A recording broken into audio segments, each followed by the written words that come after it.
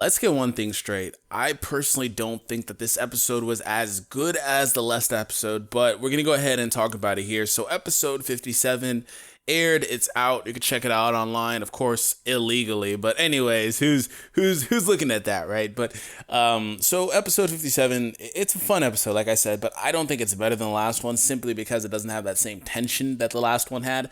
And part of that is because I probably saw a spoiler like right before, so so I'm not going to talk about that here right now. But basically, the episode was a lot of fighting. They go back to the future, and Zamasu finds out about Goku's Super Saiyan Blue form.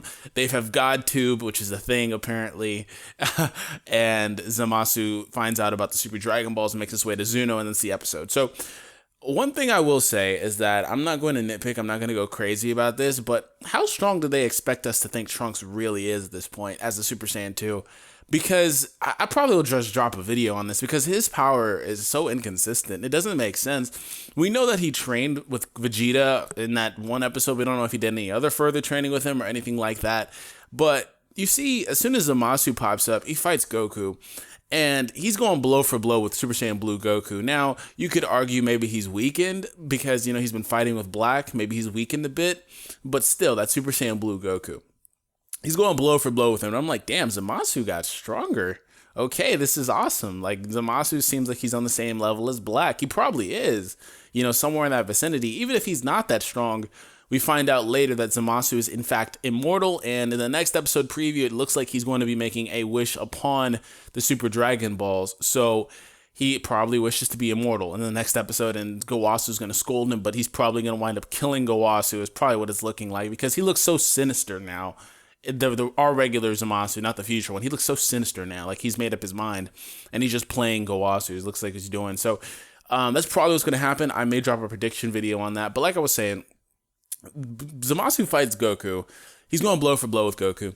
And then midway through, Black pops in. He's like, you know what? I'm sorry. This body wants him and I can't stop the urge. So then Zamasu's like, okay, let's both finish him off. And they double team Goku for a sec. And Trunks pops in. And he just pops in, he kicks Zamasu or he kicks Black. No, what he did was, this is where it gets crazy.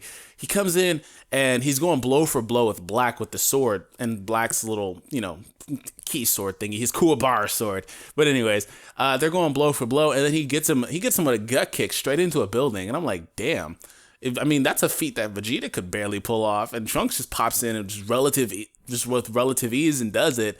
And it probably was for dramatic effect, which is why I said I'm not going to talk too much about it. But the reason I'm talking about it is because it kind of harps in with the review anyway. So after that, Goku does the same thing to Zamasu. Goku's like, hey, they're going to be tough, and Trunks is like, I'm going to use my power, we'll fight. And at that point, they decide that Goku will fight Black, and Zamasu is going to fight Trunks. So Goku and Black's fight. It spans across the skies, the buildings, everything. It looks really, really good, to be honest. I'm sure that you can pause it and find some horrible animation in there just because of the art style. But it looked really good with the way that it was choreographed and everything like that. I'm not going to talk about the animation because I thought the animation was stellar in this episode. But I'm sure that you could pause it because you can even pause Resurrection F's movie and find some really, really crazy stuff in there. So I'm not going to talk about that. It's not a big deal. So after that, while Goku's fighting Black, Zamasu is fighting Trunks, and Trunks basically shoves the sword straight through him, the same way that Black did to Goku. And at this point, he pulls it out, and Zamasu's laughing. Zamasu's wound instantly heals. So is this what immortality is like in Dragon Ball? I always kind of wondered, had Vegeta or Frieza achieved their immortality, did that mean that they would instantly just recover? Like, if they lost a limb, would it just come back? Like, where they would just regenerate, basically. And apparently that's what happens here with Zamasu. He gets shoved through the chest and he just heals up as if nothing ever happened. Immortality means you can't die. So that's probably my stipulation on this, but maybe that's just how it works in Dragon Ball. But basically he heals up and Trunks is like, what is this? And then they get into fighting a little more. This is my favorite part of the episode. And Trunks breaks out the final flash. I swear to God, I can't wait to get Xenoverse. And they better have this variant of Trunks in there that has the Masenko, the final flash. He probably has, his standard Trunks moves, like the sword slash moves, but still, like, this guy looks like he'll be amazing to play with in Xenoverse. The final flash totally took me by surprise. It was complete fan service too. But he pulls out the final flash. Goku thought that Trunks killed him. Obviously, final flash is a very powerful attack. And in fact, it did nothing to Zamasu.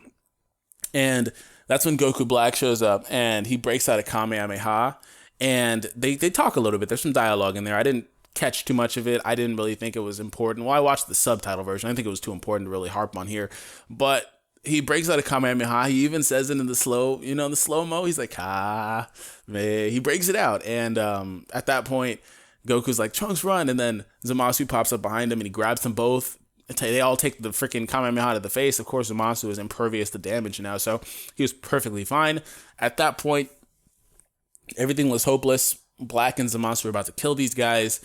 Vegeta breaks out like a key attack to knock away the blast that those guys were going to do. He went blue for a second, so he saved the day. And at that point, when he did that, Yajirobe snuck in and basically ran Trunks and Goku to safety, leaving Vegeta. But that's when Mai's resistance put up some smoke bombs or whatever, and they got Vegeta out of there. And these guys went back to the future, leaving Mai and Yajirobe and all that stuff. So they escaped back to the future. I don't know how I feel about that, but I mean, I kind of knew it was going to happen. They're going to leave. They're going to regroup. And in the next episode, Beerus and Whis are going to show up again. They're going to talk about Zamasu probably being immortal and things that he's done lately. So it's going to start tying in a little bit. And after that, what happens is in the regular timeline, we cut over to Zamasu. And him and Gowasu, he's being totally nice to Gowasu. He's serving him tea still. I'm surprised that the tea isn't bad. Maybe, like I said, maybe the tea clears up because he's got newfound conviction. Not because he's gotten over his grudge against humanity, but he's got newfound conviction because, like I said, way back, his motivation really isn't that bad. He wants to do something positive. It's just the way he wants to go about it isn't the best way to do so. And apparently he's got Gowasu drinking the tea again, so it's a thing. So who knows? Because he still feels the exact same way. He got particularly pissed off when he saw Goku versus Hit, and he saw Goku with the God Ki. He was like, this is what they look like, clad in God Ki. Maybe that's how Black knows about it, because Black, when he saw it, he was completely unimpressed by Vegeta's blue form. Not because he thought he was weak, but it was as if he already knew about it. So, maybe that's how he finds out about it. He asks about the Super Dragon Balls, and he shows up to Zuno's place like he owns the place, man. He's kicking guards around and stuff like that, and he's like, tell me everything you know now. I'm like, damn. So stuff is starting to unravel. It's starting to make a little bit more sense as to how this stuff plays out and how this becomes to be the way that it is. The only thing that really is still unexplained, we're getting a lot of Zamasu backstory. The only thing that's really not explained is Black and where he comes into all of this, but we'll find that out soon because there was a part in the episode where they said, oh, you're not the same person, and that's when Zamasu was like, think of us as kindred spirits. Like, wait, what? They have the same motivations, of course. So like, how do they come into cahoots with one another? So we should be finding that out soon. I don't really have anything much more to say at 6 in the morning. I hope you guys enjoyed today's video. Subscribe if you're new, and let me know your favorite part of the episode. And as Dr. Love would say. So I'll catch you next time. Peace out.